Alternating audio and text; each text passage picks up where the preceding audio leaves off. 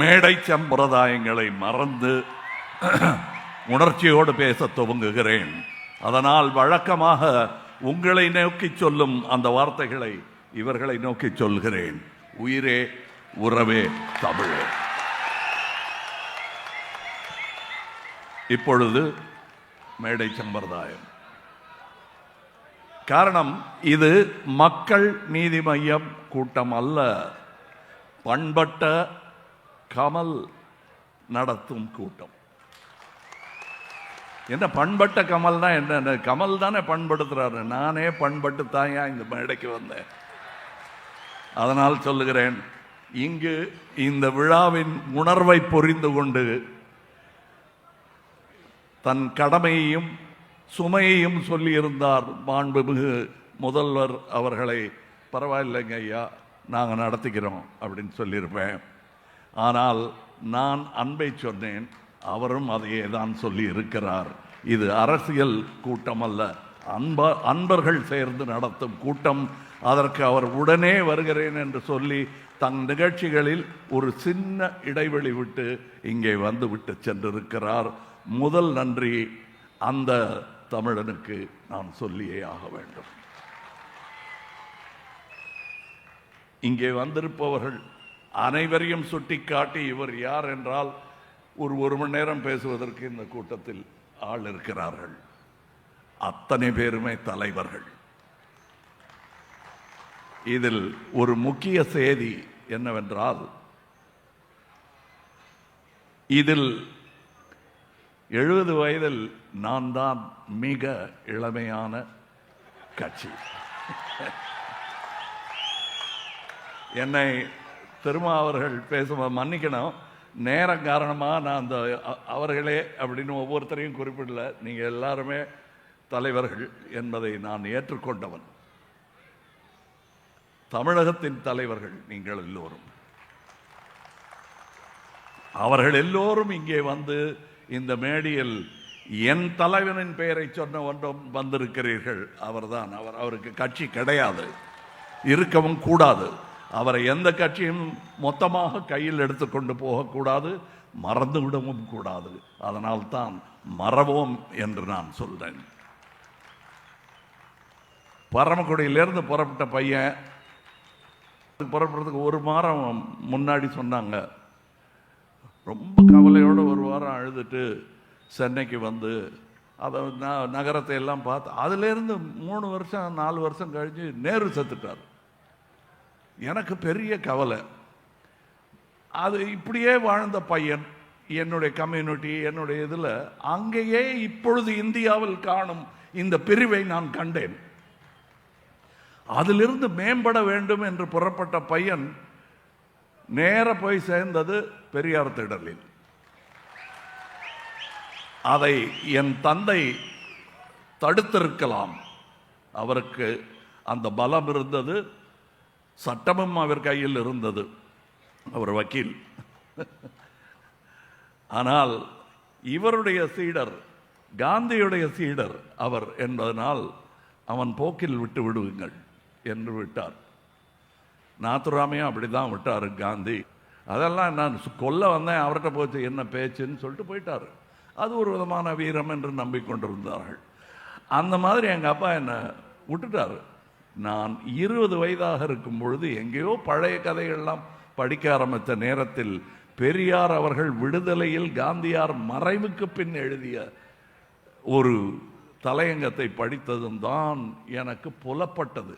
முதல் புலனாய்வு துறையிலிருந்து வரும் திருமாவளவனுக்கு இந்த ஃபொரன்சிக் எவிடன்ஸ் எனக்கு கிடைத்தது அப்பொழுதுதான். அப்படியா, அவ்வளோ பெரிய ஆளா இவர் தான் பெரிய ஆள். பிற்பாடு பெரியார் எங்கிருந்து வந்தார் என்று பார்த்தால் காந்தியிடமிருந்து தான் வந்திருக்கிறார், முரண்பட்டு வந்திருக்கிறார். ஸோ காந்தியிடம் முரண்படுவது மகா பாவம் இல்லை, அது ஒரு பெரிய வீரமும் இல்லை. முரண்படுவது கடமை. அது மூத்த தலைமுறை அதனுடன் முரண்படும். அதற்கு புத்தி சொல்ல தவறிவிட்டால் கோவித்துக் கொண்டு வெளியேறிவிடும். அப்படி வெளியேறி திரும்பி என் தாத்தாவிடம் வந்த ப்ராடிகல் சன் நான். 47 இருந்திருந்தால் யார் கண்டா அந்த கூட்டத்தோட நானும் பின்னாடி போயிருப்பேன். காந்தியை சுட போகிறாங்க, நம்மளும் போகலான்னு. அதில் என்னன்னா, இதை நானும் அவருடைய கொள்ளு பேரன் துஷார் காந்தியும் பேசி இருக்கிறோம். அந்த காலத்தில் நம்ம இருந்திருந்தோம்னா இந்த இழுப்புகளுக்கு ஆளாகி நம்மளும் அங்கே போயிருப்போம்ல அப்படின்னு. கரெக்ட், நீங்கள் சொல்கிறதுட்டு ஒரு புத்தகம் எழுதினார். அதில் நான் தான் முன்னரே எழுதும் வாய்ப்பை பெற்றேன். ஹேராம் படத்தை பார்த்துட்டு எழுதின புத்தகம் கம் லெட்ஸ் கில் காந்தி என்பது தான் அந்த புத்தகத்தின் பெயர். எழுதியவர் காந்தியின் கொள்ளு பேரன். அது ஒரு வஞ்ச புகழ்ச்சி தான். அது பல பேருக்கு புரியல. நான் இங்கு இந்த கூட்டத்தை திரட்டியதற்கான காரணம், முக்கியமாக இந்த கூட்டம் திரட்டுறது சினிமாவில் டான்ஸ் ஆடலாலே திரட்டிடலாங்க. இந்த கூட்டத்தை திரட்டுறது கஷ்டம். ஏன்னா இவங்க காந்தியுடன் முரண்பட்டவர்கள். இவர்களை எப்படி ஒரு மேடையில் அமர வைப்பது? அதுதான் 9வது ஆண்டில் நான் செய்திருக்கும் சிறிய சாதனை. எலக்டோரல் பாலிடிக்ஸ் என்பது ஒன்று, அது 5 வருடத்திற்கு ஒரு முறை வந்து கொண்டே இருக்கும். அதற்காக மட்டுமே வந்தவர்கள் அல்ல இவர்கள். 25 வருஷமா எலக்டோரல் பாலிடிக்ஸ் என்று எழுத வேண்டிய தேவை ஏன் வருகிறது? அனைவருக்குமானவர் என்பதை வாழ்வில் தன்னுடைய செய்தியாக கொடுத்து சென்றவர். அந்த செய்தி மகாத்மா என்று கூப்பிட மாட்டேன். காரணம், பூஜைக்குரியவராக ஆக்கிவிட்டால் அந்த கோவிலை மூடுவதற்கு கூட வழி. நீங்கள் வரக்கூடாது அங்கே, அது எங்கள் கோவில் என்று உரிமை. நாங்கள் சாடுவோம், போற்றுவோம், வணங்குவோம்.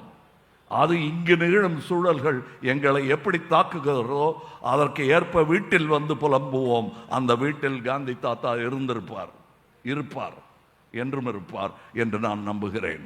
காந்தி ஒரு மனிதர் என்னும் காலகட்டம் கடந்து விட்டது. Gandhi is an idea. An idea we can all use, we can all share. ஒவ்வொரு வாட்டையும் அந்த பெரிய வட்டத்தில் போய் தான் பேசணுங்கிறது இல்லை. மக்கள் மத்தியில் அமர்ந்து பேசினாலும் அங்கே கேட்கும். என்னுடைய அப்பா பரமக்குடியிலிருந்து நான் புறப்பட்டு சினிமாவுக்கு வந்த பிறகு, என்றைக்காவது நீ அரசியலில் வர வேண்டும் என்று சொன்ன பொழுது என்னுடைய சகோதரர்களா, அவனையாவது விட்டு வைங்களேன், உங்களை மாதிரி அவனும் பாழா போகணுமா என்று சொன்னார்கள். அவர் பாழாகவில்லை, நாமாகி இருக்கிறோம். மக்கள் நீதி மையத்தின் தலைவர், கமல் பண்பாட்டு மையத்தின் நிறுவனர், காந்தியத்தின் காவலர், அகிம்சையின் நாயகன், நம்மவரின் ஏற்புரை. அவரும் சாகவில்லை, நாமாக இருக்கிறோம். இப்போ கடைசியா கோபாலகிருஷ்ண காந்தி அவர்கள் பேசியிருக்காரு. அது என்ன, அது கடைசியில் கட் பண்ணிட்டாங்க. ஏன்னா அவர் கண் கலங்கினதை காட்ட வேண்டாம்ட்டு. அந்த 3 bullets நிறுத்த வேண்டிய நேரம் நமக்கு வந்து விட்டது. அது எப்படிங்க, காந்தியார் காலமெல்லாம் பொருந்துமா? இப்போ ஆயுதம் இல்லாமல் எப்படிங்க 3 புல்லட்டுங்கிறீங்க? எப்படின்னா 2 புல்லட் தமிழ்நாடு தயார் பண்ணிடுச்சு. Health and education. If you don't and உற்பத்தியை அதிகரிப்பதற்காகத்தான் மதுரை வந்தார். அந்த வேலை துவங்கி விட்டது ஐயா என்பதை கூட சொல்லும் விழாவாக இதை வைத்துக் கொள்ளலாம். இது உணர்வு பூர்வமான விழா, அரசியல் விழா அல்ல. அதனால் தான் வைகோ அவர்கள் கண்கலங்கி என்னை கை குலுக்கினார். எல்லோருக்குள்ளும் அந்த உணர்வு இருக்கிறது. யாருமே எங்களுக்கு எதிரி இல்லை. நாங்கள் எதிர்ப்பது தனி மனிதர்களை அல்ல, தனி மனிதர்களின் அவசர சட்டங்களையும் அவசர திட்டங்களையும் சுயநல திட்டங்களையும். இவைகளை எல்லாம் மாற்றுவதற்காக நாம் பட்டு வந்த பாடையெல்லாம் 15 வருடத்தில் மாற்றிவிட முடியுமா? இல்லை 25 வருஷத்தில் தான் மாற்றிவிட முடியுமா? முடியாது என்கிறேன் நான். கோரஸ் பாட இந்தியாவெங்கிலும் தலைவர்கள் இதே போல இருக்கிறார்கள். அவர்கள் யாரும் கட்சி மாற வேண்டிய அவசியம் இல்லை. இருக்கும் இடத்திலேயே இருங்கள். உங்கள் மனசாட்சியை கேட்டு பாருங்கள். ஆள் மாறி விடுவீர்கள், கட்சி காணாமல் போய்விடும். நான் கோபத்தில் பேசுவதாக நினைக்க வேண்டாம். யோசித்துத்தான் பேசுகிறேன். குறிப்பெடுக்க எனக்கு அம்பேத்கர் இருக்கிறார், பெரியார் இருக்கிறார். பழசு எதையாவது எடுத்து பெரிய இம்பீரியலிஸ்ட் பவருக்கு எதிராக எப்படி பேசணும்னா பாடம் கொடுக்க காந்தியார் இருக்கிறார். இப்பொழுதும் வருகிறது இம்பீரியல் பவர் இந்தியாவை நோக்கி, சந்தேகமே வேண்டாம். இரண்டாவது இந்திய சுதந்திர போராட்டம் துவங்கிவிட்டது என்றே நீங்கள் கொள்ள வேண்டும். அதன் விழிகுரல் இங்கிருந்து அன்றி வேறு எங்கிருந்து கேட்கும். அதை நீங்கள் மதுரை என்று எடுத்துக்கொண்டாலும் சரி, மங்கம்மாள் அரண்மனை என்று எடுத்துக்கொண்டாலும் சரி, காந்தி மண்டபம் என்று எடுத்துக்கொண்டாலும் சரி, இது நம் குரல். இது இவ்வாறாகவே கேட்க வேண்டும் என்பதற்காகத்தான் என் கொடியை எல்லாம் கீழே வைத்து விட்டு என் அன்பை மாத்திரம் ஏந்தி வந்திருக்கிறேன் இந்த விழாவிற்கு. இவ்வாறாகவே தான் இவர்களும் வந்திருக்கிறார்கள். இது கொஞ்சம் அவங்களுக்கு என்னையாது இந்த நேரத்தில் இப்படியெல்லாம் போனால் எப்படி இருக்கும் அப்படின்லாம் யோசிக்கக்கூடிய ஒரு விழா. ஆனால் நான் எடுத்து சொன்னதும் முதல்வர் அவர்களுக்கு எப்படி புரிந்ததோ அதே போல் இந்த தலைவர்களுக்கும் அது புரிந்ததனால்தான் இங்கே இருக்கிறார்கள். என் கட்சிக்காரர்கள் இதை இப்படி நடத்த வேண்டும் அப்படி நடத்த வேண்டும் அவர்களெல்லாம் நடத்தி விட்டு பின்வரிசையில் அமர்ந்திருக்கிறார்கள். எழுந்து இவர்களும் தலைவர்கள் தான், நாளைய தலைவர்கள். தேங்க்யூ. இவர்களை அறிமுகப்படுத்த வேண்டியது இந்த மேடை. நான் எல்லோரும் பெருமை கொள்கிறோம். இந்திய நாட்டை சுமக்க எத்தனை தோள்கள் இருக்கிறது பாருங்கள். அதில் எனக்கு கடை நிலை ஊழியன் பதவி கிடைத்தாலும் மிகவும் மகிழ்வேன். என் வயது 9 தான். என்னுடைய அதிக பிரசங்கித்தனத்தை நீங்கள் மன்னிப்பீர்கள் என்பது எனக்கு தெரியும். அவர்கள் மன்னிப்பார்களா என்பது எனக்கு கவலை இல்லை. நீங்கள் என்னை மன்னிப்பீர்கள் என்பதுதான் முக்கியம். காரணம், இந்த மேடையில் இவ்வளவு முழங்கும் அருகதை எனக்கு இருக்கிறதா என்றால் நான் கொஞ்சம் சந்தேகப்படுவேன். அவர்கள் சந்தேகமின்றி முன்னின்று சொல் தம்பி என்று சொன்னதுதான் எனக்கு கிடைத்த பெருமை. மக்கள் நீதி மையத்திற்கும் கிடைத்த பெருமை. உங்களை இதுதான் மேடை என்று நினைக்காதீர்கள், அதுவும் மேடைதான். நான் சொன்ன சத்தியத்தை நிறைவேற்றி விட்டேன். உங்களை பெரிய மனிதர்கள் அவையில் அமர வைப்பேன் என்று 40 வருடங்களுக்கு முன்னால் சொன்னேன். இதோ நிகழ்ந்து விட்டது.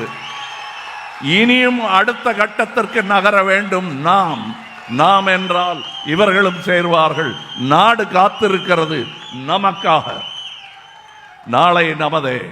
இங்கு நான் உணர்ச்சி வசப்பட்டு ஏதேனும் சொல்ல மறந்திருந்தால் ஞாபகப்படுத்துங்க. ஒன்றும் இல்லையே. ஏன்னா அவர் ஃப்ளைட்டுக்கு போனோம். திரும்ப அவர்கள் பல்லை கடித்து கொண்டு மணியை பார்த்து கொண்டு எனக்காக இருக்காரு. அன்பினால் மட்டுமே கட்டுப்படும் அந்த சிறுத்தை. அது சங்கிலெல்லாம் போட முடியாது. அவரை அமர்த்தி கையை பிடிச்சி உக்காத்தி வச்சிருக்கேன். அதனாலேயே உரை சுருங்கி விட்டது. பரவாயில்லை, மீண்டும் வருவேன். இங்கே கலைஞர் ஒரு கையெழுத்து போட்டு போயிருக்காரு. இந்த மண்டபத்தை பார்த்து ரசித்து விட்டு மீண்டும் வருவேன் என்று அவரும் வந்திருக்கிறார். நானும் வருவேன். நாளை நமதே. ஜெயன். வணக்கம். தலைவர்களுக்கு தொண்டர்களின் பரிசு.